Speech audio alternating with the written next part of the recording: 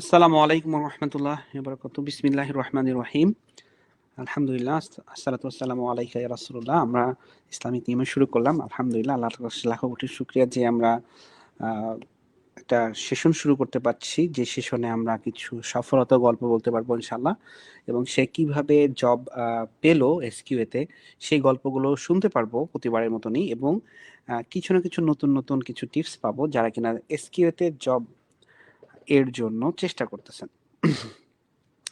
আসুন আমরা পরিচয় করে দিই রিয়ার সাথে। রিয়া হচ্ছে আজকে আমাদের গেস্ট, যে কিনা রিসেন্টলি এসকিউএতে জব পেয়েছে, এবং সে কি টাইপের প্রশ্নগুলো ইন্টারভিউতে ফেস করেছে, কিভাবে সে অ্যাপ্লাই করেছে, হ্যাঁ, পুরাটা জার্নি আমরা তার মুখে শুনবো। ঠিক আছে, চলুন আর দেরি না করে চলে যাই রিয়ার কাছে। প্রথমে রিয়ার কাছে প্রশ্ন হচ্ছে, রিয়া তোমার পরিচয়টা বলো, তুমি কোন ইউনিভার্সিটির কোন ব্যাচের এবং তুমি থাকো কোথায়? আসসালামু আলাইকুম ভাইয়া, আমি রিয়া। আমি এআইবি থেকে সিএসসি নিয়ে গ্র্যাজুয়েশন কমপ্লিট করেছি। আমি 21-এর ব্যাচ। গ্র্যাজুয়েশন কমপ্লিট করেছি 23 সালের। তারপরে আমি ইন্টার্নশিপ করছি, এবং ওখানে আমি ভার্সিটিতে যখন এসকিউ রিলেটেড আমাদের কোর্স ছিল,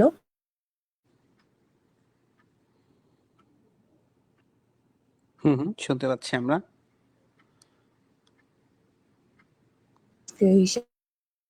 এক সিনিয়র ভাই ছিল আমাদের, সেখান থেকে আর কি আইটি ট্রেনিং বিডির কথা জানতে পারি যে সেও জব করছে, প্লাস আইটি ট্রেনিং বিডির সার্টিফাইড। তো সেখান থেকে অ্যাকচুয়ালি খোঁজ পেয়েছি। তারপরে আমি ভাইয়াদের সাথে যোগাযোগ করে এবং আইটি ট্রেনিং কোর্স করতেছি আপাতত। ও, তুমি অ্যাটিটিউড কোন ব্যাচের?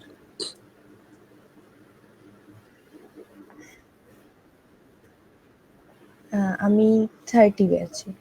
মানে এখনো কোর্স রানিং চলতেছে না? আচ্ছা জি ভাই। আচ্ছা, ঠিক আছে। সো কোর্স রানিং অবস্থাতে সে জব পেয়ে গেছে, এটা একটা ভালো দিক। তো তোমার কাছে প্রথম এর পরের প্রশ্নটা হচ্ছে, তোমার এই সফটওয়্যার টেস্টিং হিসেবে জব পাওয়ার ক্ষেত্রে তোমার জার্নিটা কেমন ছিল? তুমি কিভাবে তোমার জবগুলো প্রথমে দেখতা, জব খুঁজে পাইতা কিভাবে, যে এইখানে জবগুলো পোস্ট হয়েছে, সো যারা তারা কিভাবে জব খুঁজে পাবে? মেইনলি যেটা আমি করতাম আমার পার্সপেক্টিভ থেকে, আমি লিঙ্কডইনে সবসময় ফলো আপে থাকতাম যে কী ধরনের কীরকম পোস্ট আসতেছে, কি তাদের রিকোয়ারমেন্টগুলো কী কী, এগুলো একটা ফলো আপে ছিল। প্লাস আমরা নর্মালি সবাই ফেসবুক ইউজ করি বেশি লিঙ্কডইনের চেয়ে। তো সেখানে বিভিন্ন গ্রুপ ছিল, ইভেন গ্রুপে অনেক ধরনের পোস্ট আসে, অনেকে অনেক রকম শেয়ার দেয়, সেখান থেকেও কানেক্ট করে যেগুলো আমার রিকোয়ারমেন্ট অনুযায়ী ম্যাচ হয় সেগুলোতে আমি মেইল করতাম, বা ফর্ম যারা যেভাবে যেসব কোম্পানি দিত সেভাবে করতাম। এটা ফ্রেশাররা ফলো করলে বেটার হয়। বিভিন্ন গ্রুপে তারা আগে জয়েন হোক, সেখান থেকে রাইট। পোস্ট দেখতে পারে। আচ্ছা, নাইস। সো আচ্ছা, তারপরে ধরো জব দেখলাম, তারপরে তো সিবিতে দিয়ে অ্যাপ্লাই করলাম। সিবিটা কিভাবে বানালাম? সিবির মধ্যে কি কি কন্টেন্ট ছিল? সরি ভাইয়া, শুনতে পাইনি, আরেকবার। তুমি যখন সিবিটা বানিয়েছিলা, সিবিটা কিভাবে বানিয়েছিলা?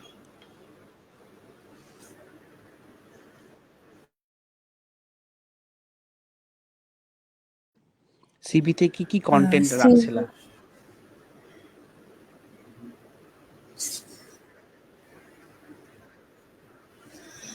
অ্যাজ এ ফ্রেশার জাস্ট ভার্সিটির প্রজেক্ট ছিল, প্লাস কিছু ডেমো সাইটের প্রজেক্ট ছিল যেগুলোর টেস্ট কেস বা কিছু করা ছিল, সেগুলো ছিল অ্যাড করা। আর এক্সপিরিয়েন্স কী কী বেস করে সেগুলো ছিল, আর একাডেমিক যেসব পার্ট রাখতেই হয় সেগুলো ছিল। আচ্ছা, আর প্রজেক্ট ছিল মেইনলি কত? এখানে একটা বিষয় ইনক্লুড ছিল, যেটা হচ্ছে যে বিভিন্ন কোম্পানি বিভিন্ন রকম রিকোয়ারমেন্টস ফলো করে, মানে রিকোয়ারমেন্ট চাই সেগুলোকে আর কি রাখা। আর আচ্ছা এই আচ্ছা বিষয়ে আমাদেরকে ফার্স্টেই একটা ক্লাসে বলা হয়েছে যে কি কি জিনিস করা যাবে, কি কি জিনিস করা যাবে না। এটার ফার্স্ট ক্লাসটাই ছিল সিভি রাইটিং নিয়ে। আচ্ছা আচ্ছা। ওকে। আচ্ছা, এরপরে হচ্ছে তুমি অ্যাপ্লাই করলা। তো অনেকে কি করে, অ্যাপ্লাই করার সময় শুধু সিভিটা ইমেল করে দেয়। তো যারা অ্যাপ্লাই করবেন তারা সিভির সাথে কভার লেটারটাও ইমেলে লাগিয়ে দিবেন। তো তুমি অ্যাপ্লাই করার কয়দিন পরে তুমি মানে কল পেয়েছিলা, এবং প্রথমে কলের ইন্টারভিউতে কি কি কোশ্চেন করেছিল?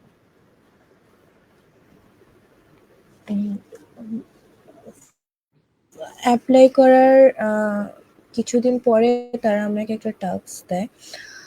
তো টাস্ক ফিল করার পর maybe in 3 days they called me for an interview. The interview তো ফার্স্ট কোশ্চিন তাদের এটাই ছিল যে মানে কিছু বেসিক টাইপ কোশ্চিন ছিল, যে কিরকম কি থিওরিটিক্যাল কোশ্চিন ছিল, যেগুলো নর্মাল একদম বেসিক কোশ্চিন ছিল, আর এপিআই রিলেটেড কিছু কোশ্চেন ছিল, এটুকুই। ওকে ওকে। এরপরে হচ্ছে সেকেন্ড স্টেপে কি কি হয়েছিল? ইন্টারভিউ দেওয়ার পরে তারা পরে একটা র্যান্ডম কল ছিল, যেটাতে তারা আর কি জয়েনিং এর ব্যাপারে কথা বলছিল। তার নেক্সট ডে থেকে তারা জয়েনিং এর অফার করছিল ও আচ্ছা, ওই যে রিকোয়ারমেন্ট ম্যাচ টাস্ক, করার পরে। বুঝতে পারছি। তার মানে হচ্ছে যে ওরা টাস্ক দিয়েছে, তারপরে টাস্কের উপরে বেস করে তোমাকে ইন্টারভিউ নিয়ে নিয়েছে ফার্স্টেই। তারপরে এখান থেকে সিলেক্ট করছে, সিলেক্ট করার পরে তোমরা তাকে তোমাদেরকে অফার লেটার দিয়েছে, এই হচ্ছে ব্যাপার, তাই না? আচ্ছা।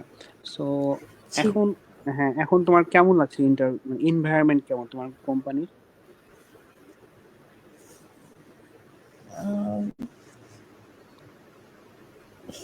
ঠিক আছে বাট ভাইয়া, ঠিক সব দিক আছে। থেকে। বাই দ্য ওয়ে, তোমার কোম্পানির নামটা জিজ্ঞেস করতে ভুলে গেছি। আচ্ছা, আমি বিপণীতে আছি as a junior SQ engineer. আচ্ছা, নাইস। সো আর একটা কোশ্চেন, একটা ফিমেল হিসেবে আইটি ইন্ডাস্ট্রিতে জব করাটা কতটুকু সেফ বলে তুমি মনে করো? তোমার এনভায়রনমেন্ট কেমন সেফ বলে তুমি মনে করো? এটা তো ভেরি করে, বাট আমার ক্ষেত্রে আমার এনভায়রনমেন্ট, অফিস এনভায়রনমেন্ট ওকে আছে। অ্যান্ড যেই সব এমপ্লয়িরা আছে তারা যথেষ্ট হেল্পফুল, কোনো রকম কিছু, just we are just like a family in one sentence. That's great, that's great. আচ্ছা, সো আমি আমাদের যতটুকু যে শুনেছি, সিইও আছে সেও হ্যাঁ হ্যাঁ, যথেষ্ট হেল্পফুল, যথেষ্ট ফ্রেন্ডলি মাইন্ডেড। আচ্ছা ঠিক আছে। সোনার নাম কি?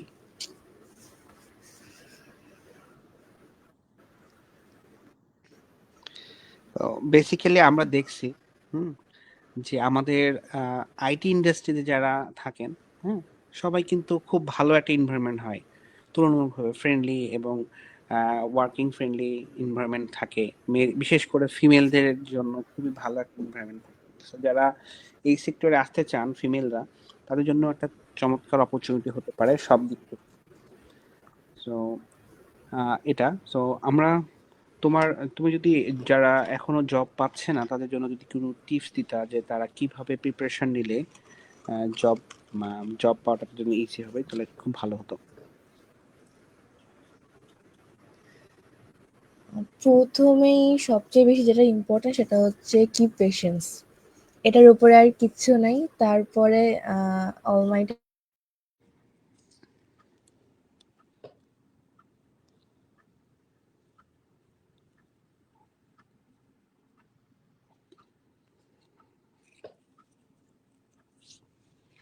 আর এক্সপিরিয়েন্স তো আছেই, বাকি তো কোর্স রিলেটেড বা যে কোনো কিছু এক্সপিরিয়েন্স তো হবে। আর থিওরির চেয়ে বেশি হ্যান্ড এক্সপিরিয়েন্স যার যত বেশি হবে আই থিঙ্ক সে তত বেশি আগায় যাইতে পারবে। ওয়েল, আচ্ছা। সো থিওরির সাথে সাথে হ্যান্ড এক্সপিরিয়েন্স বলতে গেলে প্রজেক্ট ওয়ার্ক যার যত বেশি হবে এবং যত স্মুথলি করতে হবে তার জন্য তত সুবিধা হবে, তাই না? সো এখানে হার্ড ওয়ার্কের বিকল্প কিছুই নাই। জি ভাইয়া। হার্ড ওয়ার্কের সাথে সাথে প্যাশন। ধরেন আপনি 10টা জায়গায় অ্যাপ্লাই করছেন, আপনার হয় নাই, আপনি প্যাশন নিয়ে থাকতে হবে আপনাকে। হবে, ইনশাল্লাহ হবে, but you have to apply. লেগে থাকতে হবে, তাই না? ইয়া। জি ভাইয়া। আমরা মেইনলি যেটা করি মানে আমরা প্রচন্ড হতাশ হয়ে যাই যে এখনো কোথাও আমাকে ডাকছে না বা কোথাও হচ্ছে না। এই জিনিসটা হবেই। আমরা এই জিনিসটা ফেস করেই আসছি। বাট পেশেন্সটা ছাড়া যাবে না আরকি। গিভ আপ করা যাবে না। নাইস। ওর আলোচনা থেকে কিন্তু একটা গুরুত্বপূর্ণ কথা উঠে এসেছে, সেটা হচ্ছে যে পেশেন্টটা গিভ আপ করা যায়। সো আমাদের এই ব্যাপারটা অনেকেই কিন্তু মানে গিভ আপ করে দেন, সেটা আসলে আহ, যার কারণে অনেকে আসলে দ্বার প্রান্ত গিয়ে আহ, তারা ফেলার হন। তো লাইফটা এরকমই সব কিছুতেই। যেমন এসকিউএতে আপনি পড়ালেখা করলেন, অ্যাপ্লাই করলেন, কিন্তু আপনি লাস্টে গিয়ে গিভ আপ করে দিলেন, হবে না। আপনি ফার্স্ট অফ অল আপনি চিন্তা করতেছেন যেটাতে হালাল ওয়ে। সো আপনি ইনকামের জন্য চেষ্টা করতেছেন, হার্ড ওয়ার্ক করছেন। হার্ড ওয়ার্ক করার পরে আপনার হচ্ছে একটা স্কিল অর্জন করেছেন, প্রজেক্ট হয়েছে কিছু, এখন আপনি অ্যাপ্লাই করা শুরু করছেন। অ্যাপ্লাই করতে গিয়ে দেখছেন কি কলই পাচ্ছেন না, তখন গিভ আপ করে দিলেন, তাহলে হবে? হবে না, গিভ আপ করা যাবে। রিয়া, তোমার কাছে আরেকটা কোশ্চেন, সেটা হলো যে আইটি ট্রেনিং বিডির তুমি যে বললা যে তোমার বড় ভাইরা অনেকে সিনিয়ররা তোমাদের ভার্সিটি থেকে জব পেয়েছে, এইভাবে ইন্সপায়ার হয়ে এখানে ভর্তি হয়েছো, তোমার কাছে কি মনে হয় তোমার ক্যারিয়ারে বিল্ড আপে আইডি ট্রেনিং বিডি বা একজন এসকিউএ ইঞ্জিনিয়ার হওয়ার জন্য আইডি ট্রেনিং বিডির গাইডলাইনগুলো কেমন ছিল তোমার লাইফে?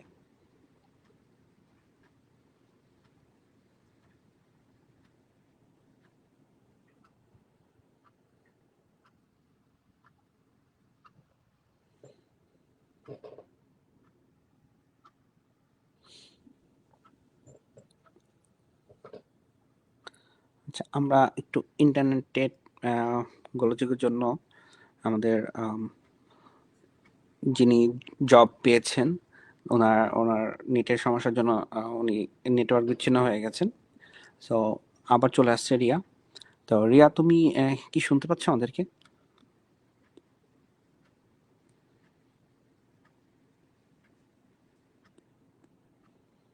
তুমি মিউট আছো রিয়া। জি ভাই, একটু ডিসকানেক্ট হয়ে গেছিলাম, সরি। আচ্ছা, হ্যাঁ, যেটা বলছিলাম যে একজন গ্র্যাজুয়েট মানে যে সিএসসি বা নন টিপুলি থেকে পাশ করছে, তারা ধরো জব জব পেতে চাচ্ছে, তো তাদের জন্য আইটি ট্রেনিং বিডি গাইডলাইনটা বা তোমার জন্য আইটি ট্রেনিং বিডি গাইডলাইনটা কতটুকু হেল্পফুল ছিল? আইটি ট্রেনিং বিডি একটা প্রপার গাইডলাইন দেয়। তারা গাইডলাইন একটা ফলো করে যে স্কুলের তারা যে ফার্স্টে যে কথাটা আমি বলছিলাম, তারা সিভি, লিঙ্কডইন এসব বিষয় নিয়ে বেসিক্যালি তারা একদম ছোটোখাটো বিষয় থেকে বিগিনার লেভেল থেকে তারা শুরু করে, যে বিষয়টা যারা এসকিউ সম্পর্কে জানেও না তাদের জন্য হেল্পফুল। তারাও এই বিষয়ে ইনভলভ হইতে পারে খুব ইজিলি, তাদের জন্য খুব হেল্পফুল হবে তারা যে আইটি ট্রেনিং বিডি যে গাইডলাইনটা ফলো করে। আচ্ছা, ওকে। সো আপনারা যারা জবে আসতে চান এই স্কিল সেক্টরে, তাদের জন্য একটা গুড নিউজ যে এখন এসকিউএল সেক্টরের ফিল্ডটা অনেক বাড়ছে এবং স্যালারি অনেক ভালো হয়েছে। সো এবং ইনশাল্লাহ ফিউচারে এটা স্যালারিও বাড়বে। তো তারা কিন্তু সমস্যা কি, কম্পিটিশন বেড়ে গেছে কিন্তু আগের চেয়ে, তাই না? সো আপনারা এখন হার্ড ওয়ার্ক করেন এবং প্রজেক্ট হ্যান্ডসন, ও যেটা বলেছে হ্যান্ডসন প্রজেক্টের দিকে খেয়াল রাখেন থিওরিটিক্যালের সাথে সাথে। যেমন ওকে যেটা হয়েছিল প্রথমে কিন্তু টাস্ক দিয়েছিল একটা, টাস্কটা যখন সে করতে পারছে তারপরে না ওকে ইন্টারভিউতে ডাকছে এবং তাকে জিজ্ঞেস করছে। সো ওরকম এখন কিন্তু অনেক কোম্পানি টাস্ক দেয়। তো টাস্কগুলো করার জন্য আপনাদের নিশ্চয়ই বাসায় প্রজেক্ট করতে হবে, তাই না? সো আপনারা নিজেরা প্রজেক্ট করেন, এভাবে প্র্যাকটিস করতে থাকেন। আর প্যাশন, ও একটা খুব ইম্পর্টেন্ট কথা বলছে, প্যাশন নিয়ে থাকেন। আর একটা গাইডলাইন লাগবে। সো গাইডলাইনের জন্য আপনারা আইটি ট্রেনিং বিডিতে আসতে পারেন। সো এছাড়াও ধরেন গুরু 99-এ আপনার ফ্রিতে গাইডলাইন পাবেন। হুম সো সো যেভাবে হোক মোট কথা নিজেদেরকে একটু প্রিপেয়ার করতে হবে আর প্যাশন নিয়ে থাকতে হবে। সো আমরা মোটামুটি আজকে শেষের দিকে চলে এসেছি। Thank you Riya. রিয়ার জন্য আমরা একটু দোয়া করি, সে আরো বড় কিছু হোক। এবং আমরা আমরা তুমি যে তোমার সময় থেকে কিছু সময় থ্যাংক ইউ বের করে ভাইয়া। রেখেছো। রিয়া খুব শাইফুল একটা মেয়ে, আমরা তাকে ক্লাসে যেভাবে পেয়েছি সে তার কাছ থেকে কথা আমরা বেরই করতে পারতাম না। তো তাও যে লাইভে এসে সে কথাগুলো বলতে পারছে, এটা তার বিভিন্ন জায়গায় ইন্টারভিউ দেওয়ার ফলশ্রুতিতে এই এই উন্নতি।